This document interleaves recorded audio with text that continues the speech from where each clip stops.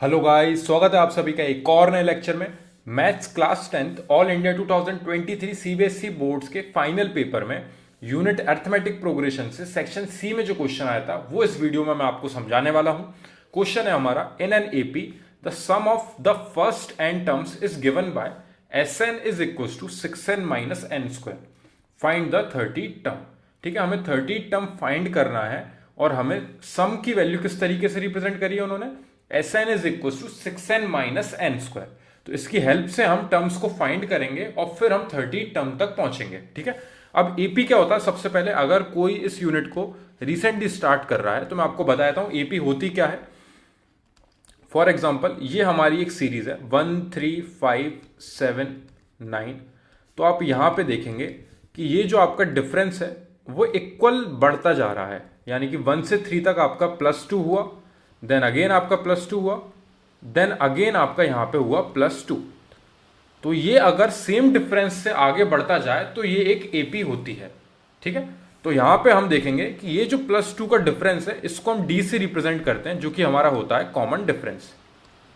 ये हमारा common difference होता है और आपका 1 जो है वो आपका फर्स्ट टर्म होगा जिसको आप ए से रिप्रेजेंट करोगे।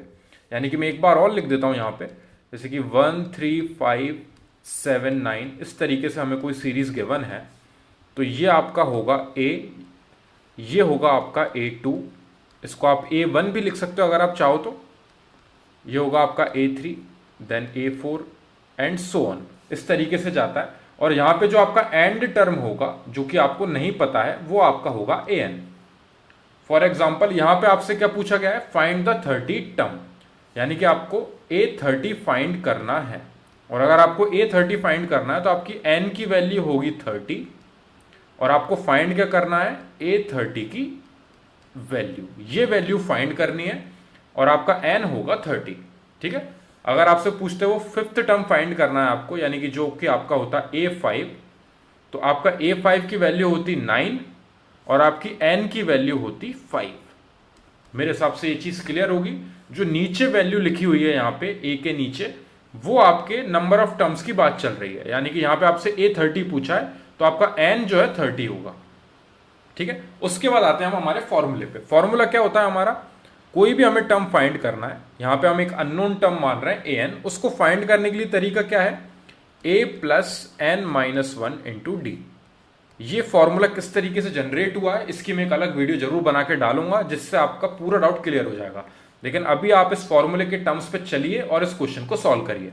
an is equal to a plus N minus 1 into D, ये हमारा एक जनरल फॉर्मूला है जिससे हम कोई भी टर्म की वैल्यू फाइंड कर सकते हैं। यानी कि यहां पे हमसे उन्होंने पूछा है A30 फाइंड करने को। A30 is equal to a plus N की जगह पे हम क्या वैल्यू रखेंगे, 30 माइनस 1 इंटू डी। अभी हमारे पास दो अननोन वैल्यूज हैं a एंड d, ये हमें पता करके लाना है और इसको पता करके लाने के लिए उन्होंने हमें एक और इक्वेशन दी है, the sum of the first N terms is given by Sn is equal to 6n minus N square. अब इसका काम स्टार्ट होता है यहां पे। ठीक है, ये मैंने जनरली आपको एक्सप्लेन कर दिया है यहां तक, ये वाला पार्ट हम एंड में यूज करेंगे। अब इसको यहीं छोड़ते हैं, अब हमारा टर्म उठाते हैं। हमें गिवन है Sn is equal to 6n minus N square. अब यहां पे ये सम की बात चल रही है, तो यहां पे ये सम का फॉर्मूला क्वेश्चन में आप स्टार्टिंग में देख लीजिए एक बार, the sum of first N terms is given by. तो सम को इस तरीके से रिप्रेजेंट करवाया है, किसी भी टर्म्स में रिप्रेजेंट करवा सकते हैं, जैसा क्वेश्चन मिलेगा उसके हिसाब से हम चलेंगे। यानी कि यहां पे हमारा S1 कितना होगा, अगर हम n की जगह पे 1 रखेंगे तो 6 इंटू 1 माइनस 1 का स्क्वायर, यानी कि ये हमें देगा 6 माइनस 1 इज इक्वल टू 5। तो हमारे S1 की वैल्यू आ रही है 5। ऐसे ही हम S2 की वैल्यू निकाल लेंगे।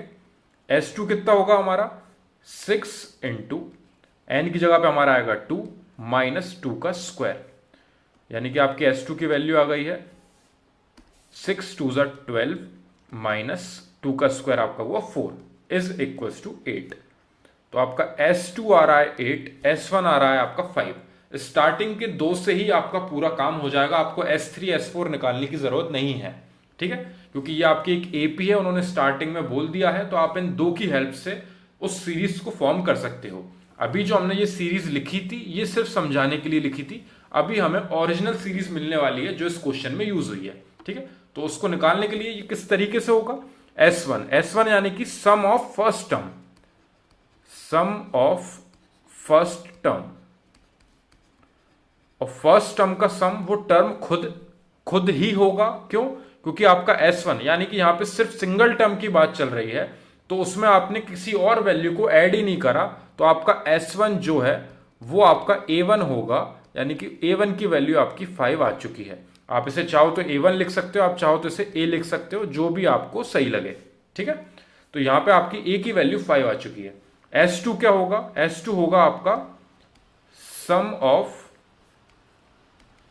First to terms. तो शुरू के दो टर्म्स का सम आपका क्या आ रहा है, 8, और शुरू के दो टर्म्स यानी कि A1 प्लस A2, इन दोनों का सम कितना आ रहा है आपका 8।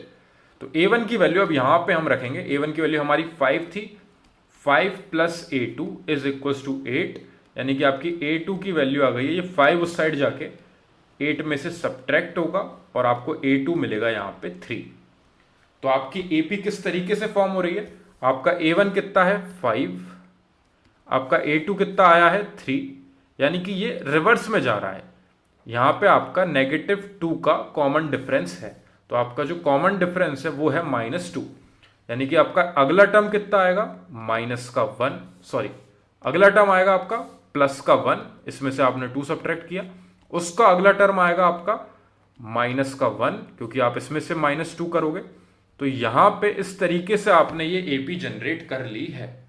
ठीक है, अगर आप 1 में से 1 सब्ट्रैक्ट करते तो 0 आता, उस 0 में से एक और सब्ट्रैक्ट करोगे तो आप -1 पे पहुंचोगे। तो 5, 3, 1, -1 एंड सो ऑन आपकी AP आ चुकी है। आप चाहो तो इस तरीके से दो दो कम करके आंसर तक पहुंचोगे। आपको क्या पूछा उन्होंने, A30, अगर आप A30 ऐसे ही तरीके से निकालना चाहोगे दो दो कम करके, तब भी आप सेम रिजल्ट तक पहुंच जाओगे, लेकिन उसके आपको नंबर्स नहीं मिलेंगे, नंबर्स आपको स्टेप्स के मिलेंगे। आप वो कंफर्मेशन के लिए एक बार ट्राई कर सकते हो करके। ठीक है, अब यहां पे हमने स्टार्टिंग में हमें A और D की वैल्यू पता नहीं थी, जो कि हमें मिल चुकी है अब 5 एंड -2। हमें पता है A हमारा 5 है और D हमें -2 हमें यहां से मिल गया है, और A और D की वैल्यू इस वैल्यू में रखना का काम रह गया था। ये दो मिसिंग वैल्यूज थी जो हमें रिजल्ट तक नहीं पहुंचने दे रही थी, जो कि हमारी निकल चुकी हैं। तो यहां पे हमारा A30 is equals to A plus 30 -1 into D में हम ले जाके वैल्यूज रख देंगे A और D की, तो हमें A30 मिलेगा इज इक्वल्स टू A की वैल्यू हमारी आएगी यहाँ पे 5 प्लस ये आएगा हमारा 29 इंटू डी की वैल्यू आपकी नेगेटिव है। ठीक है, तो ये 30 -1 आपका 29 आया और डी की वैल्यू नेगेटिव है, तो वो आप यहाँ पे लिखोगे। और माइनस साइन का बहुत इंपॉर्टेंट फैक्टर है यहाँ पे, क्योंकि 5 यहां पे ये प्लस माइनस माइनस हो जाएगा और 29 का 2 में मल्टीप्लीकेशन आपको देगा 58। ये यहां से आपको 58 मिला, इस 58 में से आप 5 को सब्ट्रैक्ट करोगे, यानी कि माइनस का 53 आपका A30 आ जाएगा। इस तरीके से हम ऐसे क्वेश्चंस को करते हैं सॉल्व। ये AP है, AP को जनरल टर्म्स में रिप्रेजेंट करने के लिए फॉर्मूला होता है AN फाइंड करने का is equals to A plus N minus 1 into D, जिसमें n की वैल्यू 30 हमारी क्यों है, क्योंकि उन्होंने हमसे A30 पूछा है। तो हमें n पता था, लेकिन हमें AP गिवन नहीं थी। उस AP को फाइंड करने के लिए उन्होंने हमें एक वैल्यू गिवन दी थी कि सम का फॉर्मूला है 6n माइनस का n², जिसको हमने यूज करके S1 और S2 की वैल्यू फाइंड करी। क्योंकि S1 हमारा सम ऑफ फर्स्ट टर्म यानी कि वो खुद टर्म इटसेल्फ हो जाएगा, तो A1 यानी कि आपका A आ गया आपका +5, S2 यानी कि sum of first to terms, उन दोनों टर्म्स का सम आपका कितना आया है 8, यानी कि A1 प्लस A2, स्टार्टिंग के दोनों टर्म्स का सम 8 था, जिसमें आपने A की वैल्यू 5 ले जाके सब्स्टिट्यूट करी, A2 आपको मिल गया 3, यानी कि यहाँ पे AP जो है वो आपकी रिवर्स में जा रही है, नेगेटिव की साइड बढ़ती जा रही है। तो आप यहाँ पे कॉमन डिफरेंस आपको समझ में आ गया कि -2 का है। आप ऐसे ही चाहो तो S3 निकाल सकते हो। फिर S3 क्या होगा आपका सम ऑफ फर्स्ट 3 टर्म्स, यानी कि A1 plus A2 plus A3। फिर उधर आप ले जाके A1 और A2 की वैल्यू एक बार सब्स्टिट्यूट करोगे, तब भी आपको मिल जाएगा कि वो आपका +1 आया है। ठीक है, एक बार मैं आपको करके दिखा देता हूं। यहाँ पे S3 कितना आएगा, अगर आप इसमें वैल्यू पुट करोगे 6n माइनस n² में, तो आपका S3 आएगा 6n माइनस n² में पुट करेंगे जब हम वैल्यू, तो 6 इंटू एन की जगह पे 3 रखेंगे -3 का स्क्वायर, यानी कि ये हुआ हमारा 18 माइनस 9, यानी कि ये आ चुका है हमारा +9 S3। और S3 हमने क्या लिखा है ऊपर, A1 plus A2 plus A3। तो A1 plus A2 plus A3 is equal to 9 आ चुका है, जिसमें A1 है हमारा 5, A2 है हमारा 3 प्लस A3 की वैल्यू हमें फाइंड करनी है। ये होगा इन दोनों का सम 8 को उधर ले जाएंगे, वहां जाके 9 में से सब्ट्रैक्ट होगा 8 और आपको देगा A3 की वैल्यू +1, जो कि आपने डायरेक्टली लिख ली थी -2 करके। तो इसलिए S3 निकालने का कोई लॉजिक नहीं है, आप डायरेक्टली AP फॉर्म कर सकते हो, बस -2 करते चले जाओ और इससे ज्यादा आगे लिखने की आपको जरूरत नहीं है, क्योंकि आपको in the end formula use करना है। उन्होंने आपसे AP बनाने के लिए नहीं बोला है, उन्होंने आपसे A30 पूछा है और उसके लिए हमें फॉर्मूले का यूज करना ही पड़ेगा इन द एंड। इस तरीके से इन क्वेश्चंस को सॉल्व करते हैं। ये AP का क्वेश्चन था, जिसमें आपको एक पर्टिकुलर इक्वेशन गिवन थी सम की, जिसकी हेल्प से आपने फर्स्ट और सेकंड टर्म फाइंड करे, जिससे आपको A और कॉमन डिफरेंस यानी कि D की वैल्यू मिली। A30 उन्होंने पूछा था, तो आपके पास N30 पहले से ही अवेलेबल था। वैल्यूज आपने A, N और D की जैसी सब्स्टिट्यूट करी, आपका A30 आ चुका है -53।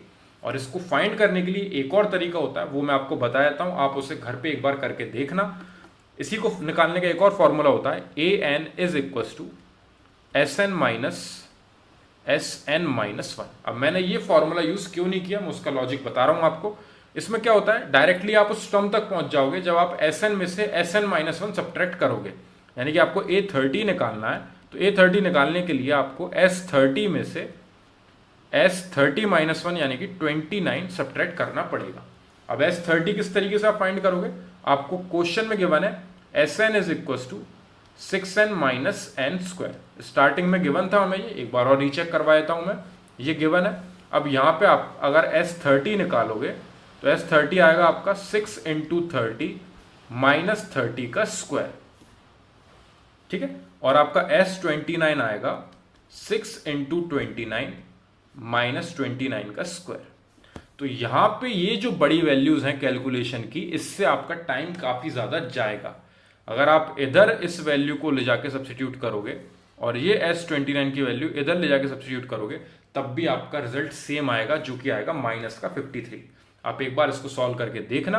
ये तरीका आप तब यूज करोगे जब आप बाई चांस इस तरीके को भूल जाओ वहां पे एग्जाम में। वैसे ये वाला जो तरीका है, ये बहुत ज्यादा टाइम कंज्यूमिंग है, इसके भी आपको पूरे नंबर मिलेंगे और सिमिलरली नीचे वाले प्रोसेस के भी आपको पूरे नंबर मिलेंगे। यहाँ पे आपको एक एक्स्ट्रा फॉर्मूला याद करना पड़ेगा, तो मैं आपको सजेस्ट करूंगा आप इस फॉर्मूले को याद ना करें। लेकिन अगर आपको लग रहा है कि आप ऐसे प्रोसेस को भूल सकते हो पेपर में, तो आप एक बार इस फॉर्मूले को दिमाग में बैठा लेना, ताकि अगर बाई चांस ये आपके दिमाग में से मिस हो जाए तो आप कम से कम क्वेश्चन सॉल्व करके आ सको वहां पे, ठीक है। तो ये फॉर्मूले के तरीके से होगा, ये हमारा नॉर्मल तरीका जिससे हमने AP फाइंड करी। और फिर AN का फॉर्मूला तो हमें याद करना ही होगा, और वो AN का फॉर्मूला कैसे बना है उसके लिए मैं एक और अलग से वीडियो डालूंगा, ताकि आपको ये वाली पार्ट भी बहुत ईजी लगने लगेगा, ठीक है। तो कोई भी डाउट हो अगर आपको इस क्वेश्चन में, तो आप मेरे को कमेंट सेक्शन में डिस्क्राइब करना। क्वेश्चन था हमारा अर्थमेटिक प्रोग्रेशन का, प्रीवियस ईयर यानी कि 2023 में जो क्वेश्चन पेपर था, उसमें ये 3 मार्क्स में सेक्शन C में क्वेश्चन आया था, ठीक है। तो हम एक एक करके सारे क्वेश्चन सॉल्व कर रहे हैं, ताकि आपको क्लियर हो जाएगा कि 2024 में आपके फाइनल बोर्ड्स के पेपर में किस तरीके से पेपर आने वाला है, किस तरीके से फॉर्मेट रहेगा आपके पेपर का। कोई भी डाउट हो कमेंट सेक्शन में डिस्क्राइब करें, ताकि हम उसको सॉल्व करें और नेक्स्ट क्वेश्चन पे बढ़ सकें। Thank you very much for watching this video.